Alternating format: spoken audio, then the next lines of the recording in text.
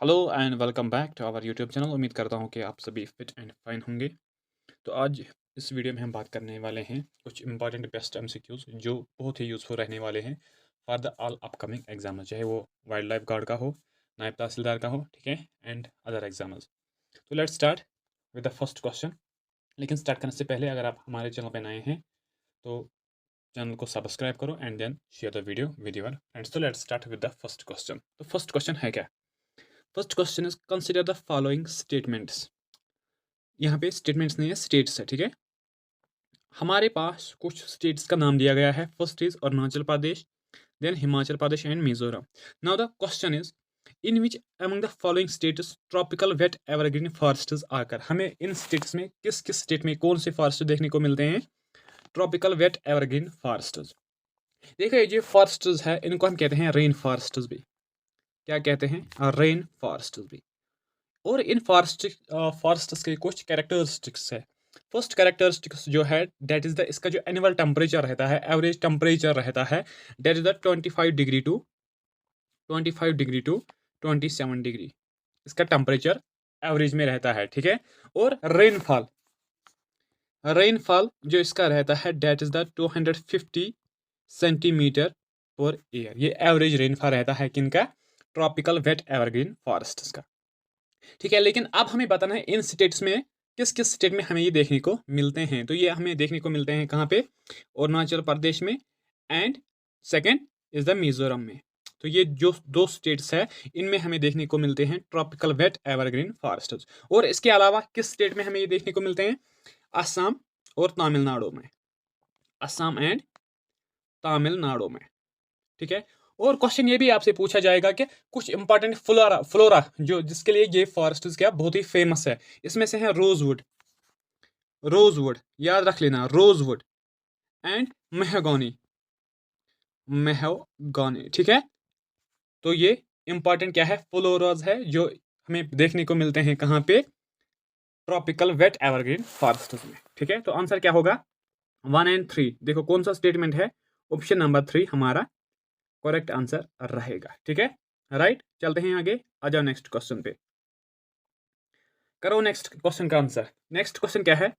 Which are the following statements about the Jyotiba Phule are true. Jyotiba Phule जो belong कर रहा है महाराष्ट्र से, महाराष्ट्र से, वो एक क्या था? फ्रीडम फाइटर, फ्रीडम फाइटर या नेशनलिस्ट लीडर आप इनको कहेंगे। उसके बारे में कुछ स्टेटमेंट्स हैं हमारे पास।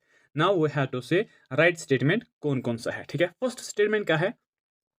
ही came from a high caste family from Maharashtra. Of course Maharashtra से बिलोंग वो कर रहा था, लेकिन from the high caste family से वो नहीं था। वो एक लोअर क्लास फैमिली से बिलोंग कर रहा था। फ्रॉम, उस फैमिली को क्या कहते थे? माली फैमिली, माली फैमिली। और उसका जो फादर था he was a vegetable vendor. वो क्या वेजिटेबल्स क्या बेच रहा था। तो वो क्या एक लोअर क्लास फैमिली से था। तो स्टेटमेंट फर्स्ट इज इनकरेक्ट, ठीक है। Then he waged a life long war against the brahmanical supremacy. वो अपनी लाइफ में वो सबसे खिलाफ जो था, दैट वाज कास्ट सिस्टम जो था उसके खिलाफ वो था, ठीक है। That means he was against the, जो ब्राह्मण लोगों ने क्या अपनी सुपरमेसी क्या डिक्लेयर की थी, वो उसके अगेंस्ट था, ठीक है। तो ये सही है, statement second is correct. Now third is he pioneered the widow remarriage movement in the Maharashtra. उसने काम किया है, उसने लोगों को इस चीज के लिए अवेयर किया है कि हमें विडो रिमैरेज के लिए हमने क्या ये चीजें करनी है, कहाँ पे? महाराष्ट्र में, ठीक है। तो ये स्टेटमेंट भी सही है, ठीक है। Now fourth is he worked for the education of women. और उसने वुमेन एजुकेशन के लिए बहुत बड़ा क्या कंट्रीब्यूशन दे दिया है, उसने बहुत स्ट्रगल किया है इस चीज को इंट्रोड्यूस करने में। तो ये स्टेटमेंट भी सही है। तो करेक्ट आंसर क्या होगा? 2, 3 एंड 4। देखो कहाँ पे है 2, 3 एंड 4। तो ऑप्शन नंबर बी हमारा करेक्ट आंसर रहेगा, ठीक है। और इसके अलावा उसने एक बुक लिखी थी गुलामगिरी, गुलामगिरी उसने एक बुक लिखी थी कब? 1873 में। और उसने एक समाज भी बनाया था, एक ऑर्गेनाइजेशन भी बनाई थी। नाम है पता है आपको उसका नाम? डेट इज द सत्या सुधारक समाज। क्या नाम है? सत्या सुधारक समाज। कब बनाया था? 1873 में ही, ठीक है। तो करेक्ट आंसर क्या होगा? ऑप्शन नंबर सेकंड हमारा करेक्ट आंसर रहेगा, ठीक है। चलते हैं आगे नेक्स्ट पे, आ जाओ, आ जाओ नेक्स्ट पे। क्या है नेक्स्ट क्वेश्चन, करो answer. Next question is what is the chronological order of the annexation of following Indian states by the Lord Dalhousie between 1848 and 1852? Lord Dalhousie ने एक पॉलिसी, एक्सपेंशन पॉलिसी इंट्रोड्यूस की थी, जिसको हम कहते हैं क्या, डक्टोरिन ऑफ लैप्स। डक्टोरिन ऑफ लैप्स कब इसको इंट्रोड्यूस किया था, 1848। और इस पॉलिसी के तहत क्या किया जाता था कि उसने कहा था कि जितने भी अडॉप्टेड सन्स है किन रूलर्स की, जब वो रूलर्स की डेथ हो जाती है उसके बाद वो अडॉप्टेड सन रूलर नहीं बन सकते हैं, and that state will go back to the company, और उस स्टेट पे फिर कंपनी रूल करेगी। तो ये इसने एक पॉलिसी थी जो एक एक्सपेंशन पॉलिसी है, ठीक है। लेकिन this policy became then after that the cause of the revolt. लेकिन अब क्वेश्चन क्या है कि इनमें से हमारे पास कुछ स्टेट्स है, अब हमें बताना है क्रोनोलॉजिकली कौन कौन से स्टेट कब उस लॉर्ड डलहौजी ने एनेक्स किया है थ्रू डक्टोरिना लैब्स, ठीक है। तो first state is Jaipur. Jaipur को कब एनेक्स किया गया था, लॉर्ड डलहौजी के टाइम के पीरियड में। तो इसको डक्टोरिना लैब्स के तहत कब एनेक्स किया गया था, तो 1849 में। 1849 में हमें क्या करना है, क्रोनोलॉजिकल ऑर्डर, सबसे पहले कौन, सेकंड नंबर पे, थर्ड और फोर्थ नंबर पे, ठीक है। उदयपुर को कब कैप्चर किया गया था, 1852 में। 1852 में। देन सतारा को कब, 1848 में। 1848 में। देन भगत को कब, 1850 में। अब करो आंसर, डेट्स आपके पास है। तो फर्स्ट पे आएगा कौन, 1848, Satara, that 3 will be the first. तो ये ऑप्शन भी कैंसिल हो जाएगा, ये भी कैंसिल हो जाएगा, ये भी कैंसिल हो जाएगा। ऑप्शन नंबर डी हमारा करेक्ट आंसर हो जाएगा, ठीक है। इन स्टेट्स के अलावा और भी कुछ स्टेट्स है जो इस पॉलिसी के तहत क्या एनेक्स की गई थी, उनमें से जयपुर, जिसको कब कैप्चर किया गया था बताओ, 1849 में। और कौन थी, झांसी, 1853 में। और नागपुर, इसको कब कैप्चर किया गया था, 1854 में। तो इन पॉइंट्स को अपनी नोट्स में ऐड कर लेना। तो करेक्ट आंसर क्या होगा, ऑप्शन नंबर डी हमारा करेक्ट आंसर हो जाएगा, ठीक है। चलते हैं आगे नेक्स्ट पे, आ जाए नेक्स्ट क्वेश्चन पे। क्या है next question, the book India wins the freedom is the autobiography of. एक बुक है जिसका नाम है इंडिया विन्स द फ्रीडम, ये किसकी ऑटोबायोग्राफी है बताओ, किसकी ऑटोबायोग्राफी है, डेट इज ये मौलाना अबुल कलाम की ऑटोबायोग्राफी है। तो ऑप्शन नंबर थर्ड हमारा करेक्ट आंसर हो जाएगा। डॉक्टर राजेंद्र प्रसाद ने कौन सी बुक लिखी है बताओ, इंडिया डिवाइडेड। इंडिया डिवाइडेड कब, 1946 में। जवाहरलाल नेहरू ने कौन सी बुक लिखी है, डिस्कवरी ऑफ इंडिया। और इसके अलावा a bunch of old letters, याद रख लेना, डिस्कवरी ऑफ इंडिया, एक और लिखी है बंच ऑफ ओल्ड लेटर्स, ठीक है। और चलो करो आंसर नेक्स्ट क्वेश्चन का जल्दी से। नेक्स्ट क्या है, and indigenously manufactured missile with A range of 700 kilometre was successfully tested by India in March 2010। How is the known. एक मिसाइल है जो इंडिया ने खुद बनाया है, यहाँ यहीं की टेक्नोलॉजी उसमें यूज की गई है, और जिसका रेंज कितना है, 700 किलोमीटर्स। और उसको फर्स्ट टाइम टेस्ट कब किया गया था, 2010 में, मार्च 2010 में। और इस मिसाइल का नाम बताना है हमें, बताओ क्या है उस मिसाइल का नाम, डेट इज द अग्नि फर्स्ट। तो अग्नि फर्स्ट को कब टेस्ट किया गया था, 2010 में, ठीक है। और इसका रेंज कितना है, 700 किलोमीटर्स, ठीक है, याद रख लेना, राइट। चलते हैं आगे नेक्स्ट पे आ जाओ। नेक्स्ट क्वेश्चन क्या है, next is Pongal is the festival of which state. Pongal किस स्टेट का फेस्टिवल है, कहां पे पोंगल फेस्टिवल मनाया, सेलिब्रेट किया जाता है, मनाया जाता है, बताओ करो आंसर। तो इसको मनाया जाता है तमिलनाडु में। कहां पे, तमिलनाडु में। और इसके अलावा एक दो फेस्टिवल्स कंटिन्यूसली डिफरेंट एग्जाम्स में पूछे जाते हैं। एक है Onam, and next is Bihu. Onam कहां पे सेलिब्रेट किया जाता है, केरला में, एंड बिहू असम में, ठीक है। याद रख लेना इन पॉइंट्स को, ठीक है, राइट। कभी भी पूछा जाएगा फिर से आपसे। आजा नेक्स्ट पे। नेक्स्ट क्या है, match list 1 with list 2 and select the correct answer using the codes given below. हमारे पास अब क्या मैच करना है, एक पेयर को दूसरे पेयर के साथ मैच करना है, फिर हमें करेक्ट आंसर बताना है कौन सा है।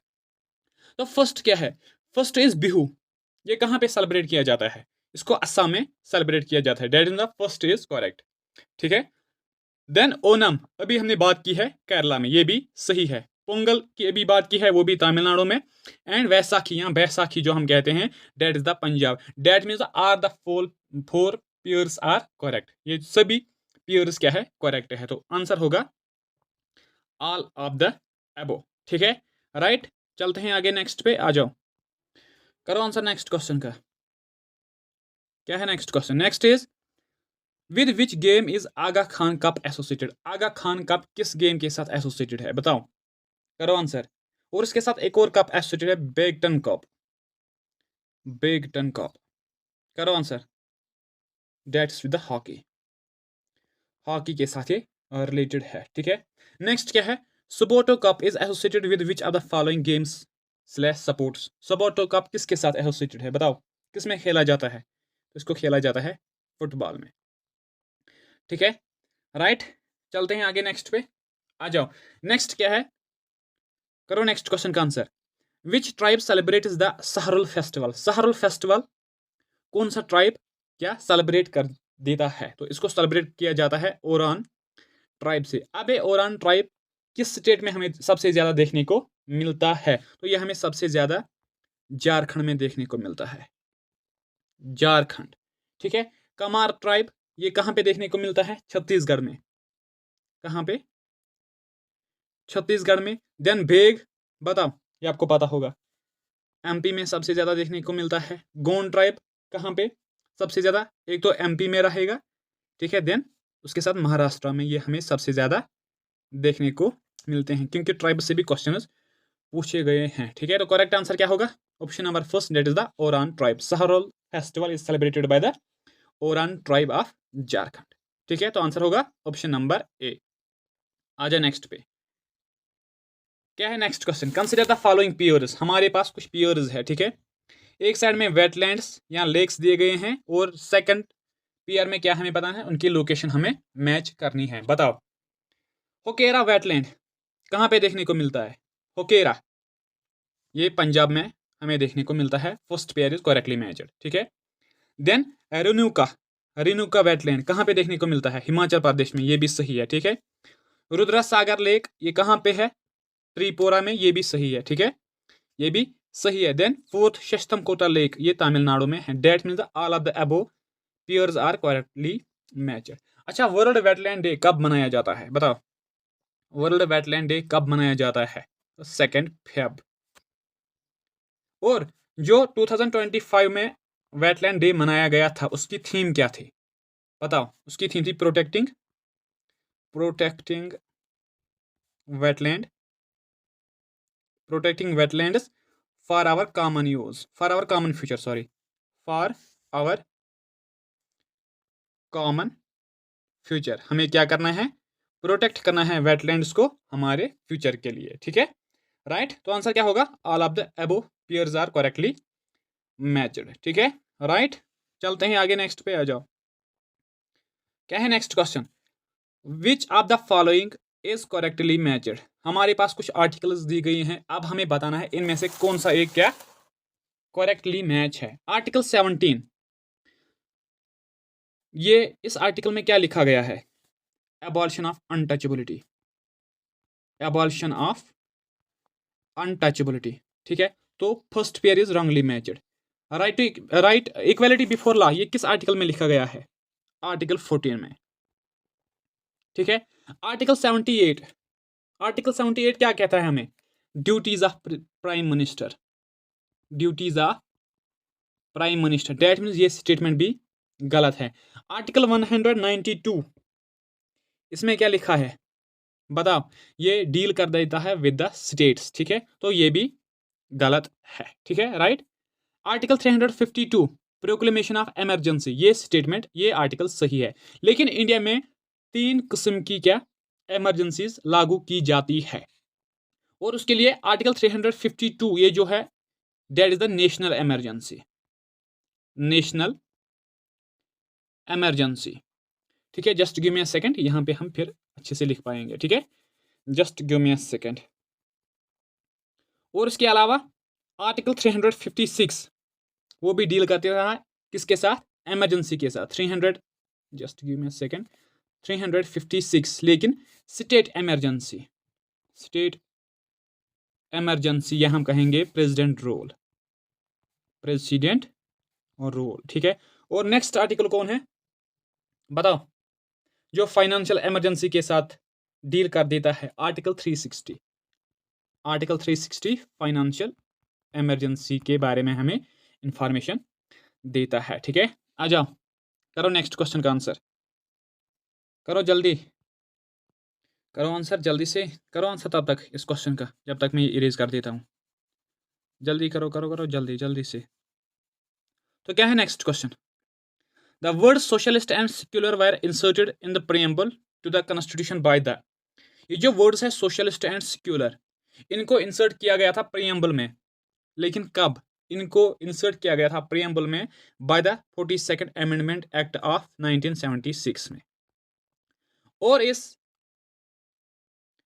42nd अमेंडमेंट एक्ट को हम कहते हैं मिनी कॉन्स्टिट्यूशन, मिनी कॉन्स्टिट्यूशन, ठीक है, राइट। तो अगर हम यहाँ पे प्रीएम्बल की बात करेंगे, प्रीएम्बल को जो बेस है that is the objective resolution, objective resolution, जो किसने पास किया था? जवाहरलाल नेहरू ने। और ये concept, the concept of preamble, ये कहां से हमने लाया है?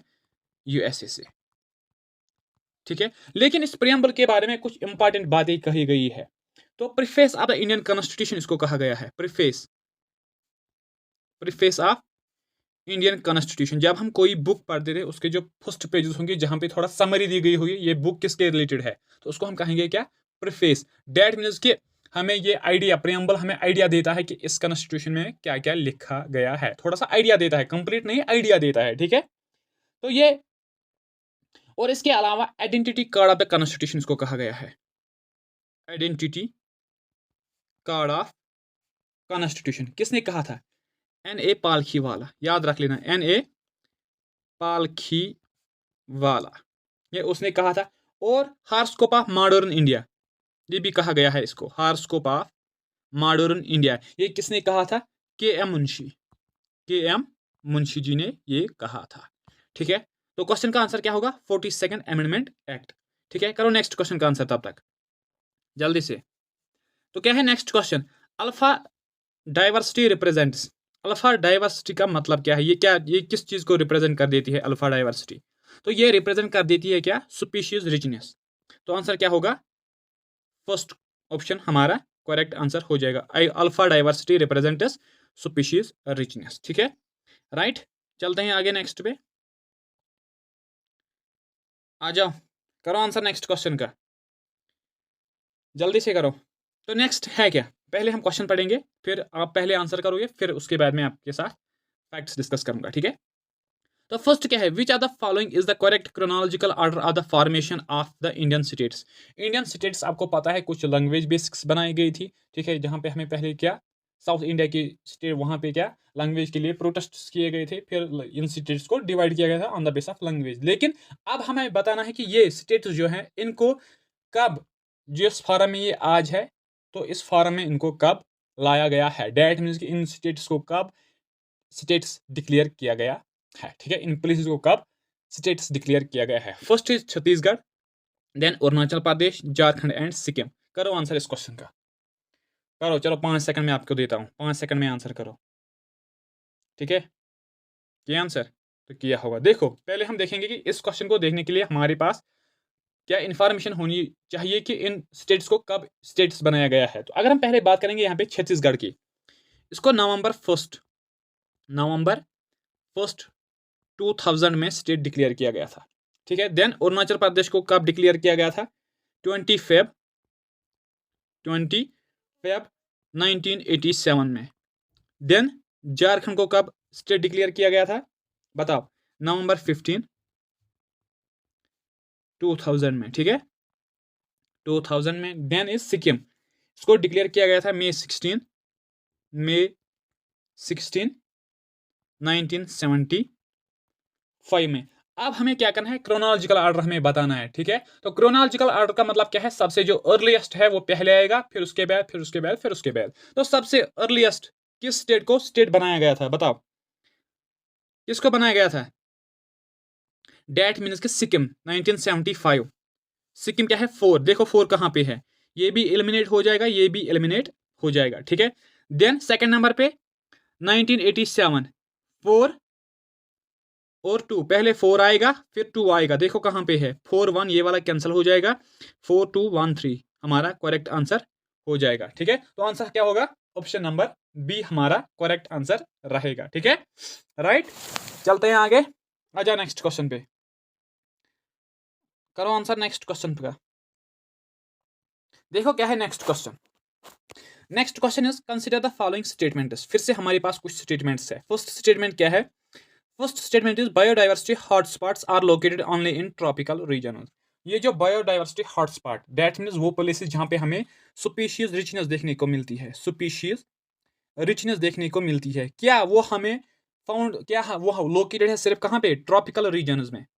ट्रॉपिकल रीजन्स वो रीजन्स है जो लोकेट करते हैं between the tropic of Capricorn to tropic of Cancer. क्या इतने प्लेस में हमें ये देखने को मिलते हैं, नहीं, ये स्टेटमेंट गलत है, ठीक है।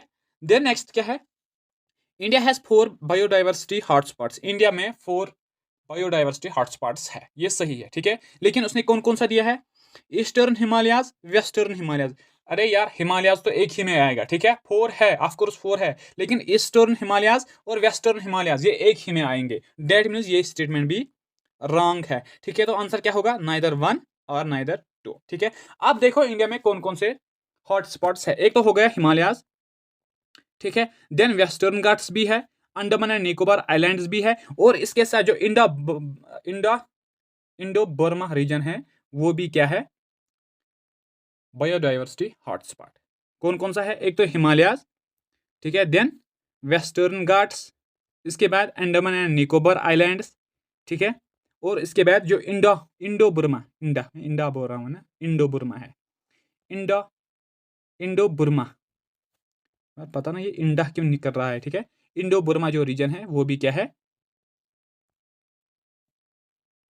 Biodiversity hotspot of India. तो आंसर क्या होगा, ऑप्शन नंबर डी हमारा करेक्ट आंसर हो जाएगा, ठीक है। चलते हैं नेक्स्ट क्वेश्चन पे, आ जाओ नेक्स्ट क्वेश्चन का आंसर करो, आप करो आंसर नेक्स्ट क्वेश्चन का। क्या है next question, next is when were the payment of wages act and the minimum wages act passed respectively. Payment of wages act को कब इंट्रोड्यूस किया गया था एंड मिनिमम वेजेस एक्ट ये कब पास किया गया था। पेमेंट ऑफ वेजेस, इसमें ये बात की गई थी कि एक पर्सन को कब उसकी वेजेस मिलनी चाहिए, ठीक है, और कितनी हॉलीडेज होनी चाहिए, ये इसमें बात की गई थी। मिनिमम वेजेस एक्ट में ये बात की गई थी कि क्या रेट क्या होगी, मिनिमम रेट क्या होगी, ठीक है, मिनिमम उसमें फिक्स किया गया है, उसके आगे भी दिया जाएगा लेकिन उससे कम नहीं दे सकते हैं, ठीक है। तो इसको कब इंट्रोड्यूस किया गया था, जो ये जो पेमेंट ऑफ वेजेस एक्ट है इसको 1936 में क्या लागू किया गया था, एंड ये जो मिनिमम वेजेस एक्ट ये आया था 1948 में। तो आंसर होगा ऑप्शन नंबर 3 हमारा करेक्ट आंसर रहेगा, ठीक है। चलते हैं आगे नेक्स्ट पे, तो आ जाओ नेक्स्ट क्वेश्चन पे। क्या है next question, next is what is the historical order of the following movements. हमारे पास कुछ मूवमेंट्स है, अब हमें बताना है कि इनका historical order, that means the chronological order, first कौन में हुआ, सेकंड कौन, थर्ड और फोर्थ में।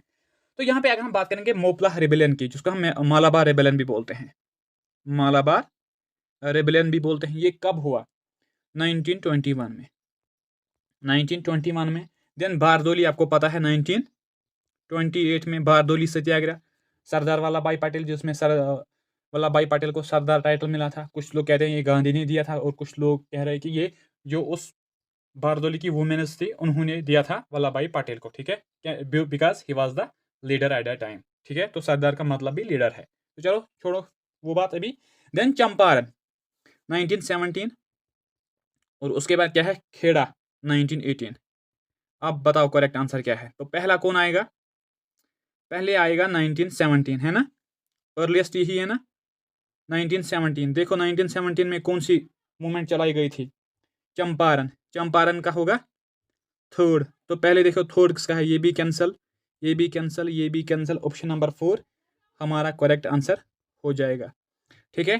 तो डायरेक्टली ऑप्शन नंबर 4 एक ही पॉइंट पे हमारा आंसर रहेगा, ठीक है। आ जाओ नेक्स्ट क्वेश्चन पे। नेक्स्ट क्या है, the Bomdila pass is located in which state of India. Bomdila pass कहाँ पे हमें देखने को मिलता है, तो ये हमें देखने को मिलता है कहाँ पे, अरुणाचल प्रदेश में। And this pass connects Arunachal Pradesh with Myanmar.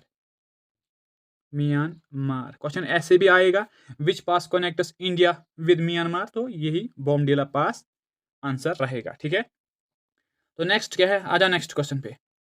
Next क्या है, which are the following is not located in Karnataka. इनमें से कौन सा एक कर्नाटका में लोकेटेड है नहीं, बताओ। हम्पी भी कर्नाटका में लोकेटेड है, बन्नरघट्टा नेशनल पार्क इंपॉर्टेंट है, ये भी लोकेटेड है कर्नाटका में। ठीक है, देन मैसूर पैलेस ये भी कर्नाटका में लोकेटेड है। तो दूधमा वाटरफॉल ये लोकेटेड है on the border between Odisha and Andhra Pradesh. तो आंसर क्या होगा क्वेश्चन का, that is the option number 4 इसका करेक्ट आंसर हो जाएगा। लेकिन ये दूधमा वाटरफॉल अब किस रिवर पे लोकेटेड है, that is the Machkund river पे ये लोकेटेड है। ठीक है, इससे आगे चलेंगे तो नहीं, इतना ही है आज हमारा क्वेश्चन।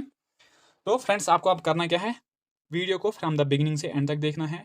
लेकिन अगर आप हमारे चैनल पे नए हैं तो सब्सक्राइब करना है, और टेलीग्राम पे भी आप हमारे साथ कनेक्ट हो सकते हो। ठीक है, तो thank you so much, have a great day.